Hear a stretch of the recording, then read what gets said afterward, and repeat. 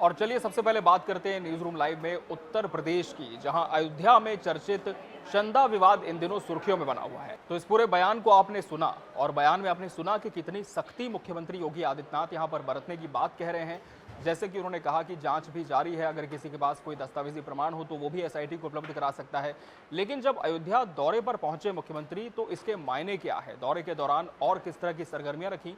आगे बढ़ते हुए बात कर लेते हैं मध्य प्रदेश की, जहां देश की राष्ट्रपति द्रौपदी मुर्मू दौरे पर पहुंची थी। बैतूल उनका दौरा था और हमने एशियन न्यूज के माध्यम से अब तक तस्वीरें भी पहुंचाई थी कि उनका दौरा कितना अहम था।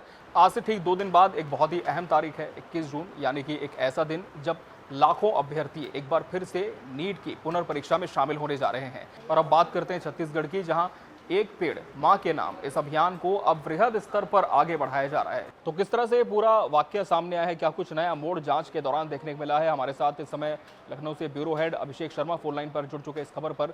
अभिषेक, लगातार परत दर परत जांच की जब खुलती जा रही है, हम देख रहे हैं कि बहुत सारे खुलासे हो रहे हैं।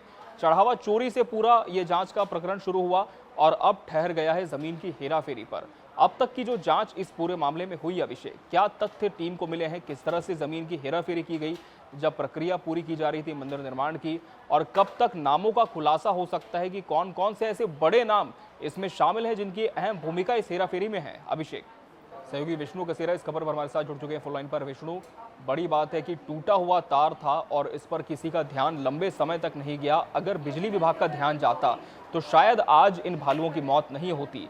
क्या जानकारी मिल पा रही है, कब का ये पूरा हादसा है और क्या किसी की जिम्मेदारी तय की गई है इस पूरे हादसे के बाद? अगर समय रहते इस पर ध्यान दे दिया जाता, सभी विभाग अपनी जिम्मेदारी का बखूबी निर्वहन करते तो। बहुत शुक्रिया विष्णु आपका हमसे इस खबर पर जुड़ने के लिए। और यहां पर रुकेंगे एक छोटे से ब्रेक के लिए। ब्रेक के बाद भी खबरों का सफर लगातार जारी है न्यूज रूम लाइव पर।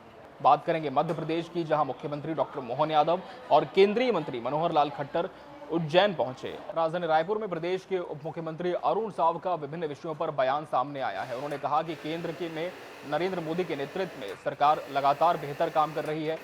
छत्तीसगढ़ में अभनपुर में कांग्रेस का 10 दिवसीय प्रशिक्षण शिविर आज से शुरू होने जा रहा है। इसे लेकर तमाम तैयारियां कांग्रेसियों ने की है। राहुल गांधी खुद छत्तीसगढ़ के दौरे पर पहुंच रहे हैं।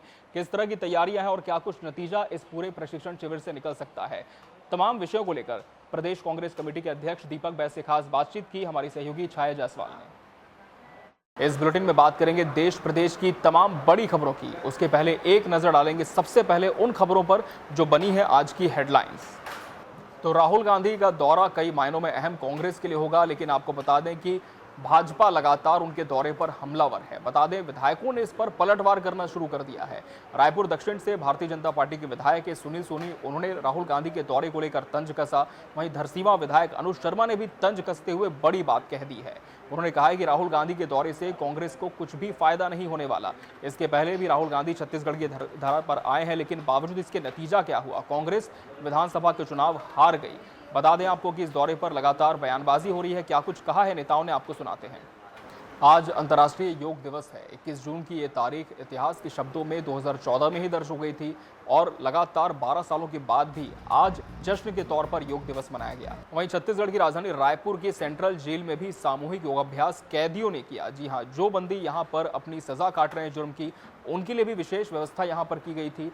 राजधानी रायपुर के महंत गुरु घासीदास संग्रहालय में 19 से 21 जून तक छत्तीसगढ़ संस्कृति शिल्प मड़ई का आयोजन किया जा रहा है। सांस्कृतिक विरासत को सहेजने के लिए एक बड़े स्तर पर इस आयोजन को तैयार किया गया था।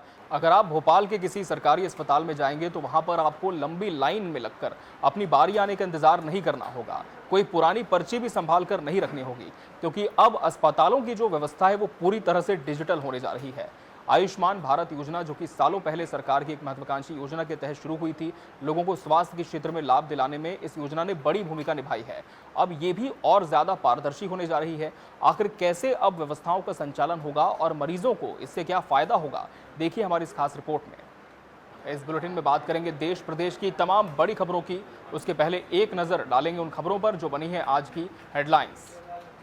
और न्यूज रूम लाइव में सबसे पहले बात करेंगे मध्य प्रदेश की, जहां यूसीसी ड्राफ्टिंग कमेटी की आज अहम बैठक हो रही है। बता दें मध्य प्रदेश में यूनिफॉर्म सिविल कोड को लागू करने के लिए एक अहम बैठक आज बुलाई गई है। आगे बढ़ते हुए बात करते हैं राजधानी भोपाल की, जहां से पूर्व मंत्री और बीजेपी विधायक के एक घेराव का वीडियो सोशल मीडिया पर बड़ी तेजी से वायरल हुआ था, सर्कुलेट हुआ था। इसे लेकर कांग्रेस ने अपनी प्रतिक्रिया देनी शुरू कर दी है। न्यूज रूम लाइव के इस बुलेटिन में फिलहाल इतना ही। खबरों में बने रहने के लिए आप देखते रहिए एशियन न्यूज। मुझे और पूरी टीम को दीजिए इजाजत। नमस्कार।